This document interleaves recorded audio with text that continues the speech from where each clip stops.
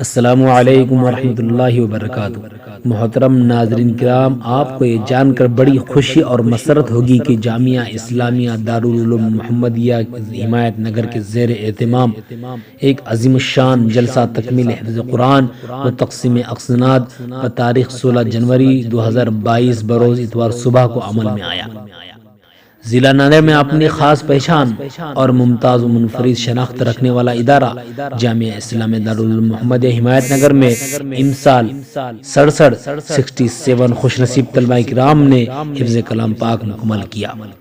اس جلسے کا آغاز دارالعلوم محمدیہ حمایت نگر کے طالب علم کی تلاوت کلام پاک سے ہوا اور اس کے بعد نعت رسول مقبول صلی اللہ تعالی علیہ وسلم پیش کی گئی۔ اسی ضمن میں ادارے کے محتمیم جامعہ حضرت مولانا الحاج مظہر الحق صاحب کامل قاسمی دامت برکاتہم نے جلسے کی صدارت کرتے ہوئے خوش نصیب طلبہ کرام کو مبارکبادی پیش کی اور ساتھ ہی ساتھ اس جلسے کی مہمان خصوصی صدر جمعیت علماء بیدر حضرت مولانا الحاج و مفتی غلام یزدانی صاحب اشاعتی دامت برکاتہم نے طلبہ اور عوام کے لیے ایک اہم دلسوز پیغام دیا۔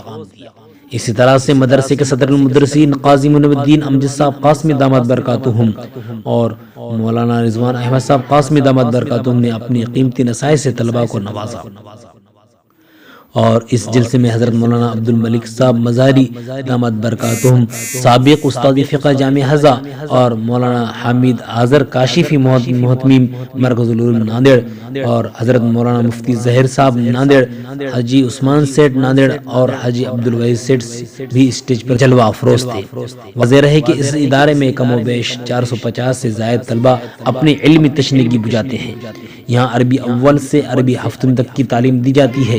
یہاں اس بات کا ذکر کرنا بے جانا ہوگا کہ دارالعلوم محمدیہ حمایت نگر ضلع ناندیڑ کا مشہور و مقبول معروف ترین ادارہ ہے جو نصف صدی سے تشنگان علوم نبویہ کی پیاس بجا رہا ہے۔ الحمدللہ علی ذالک۔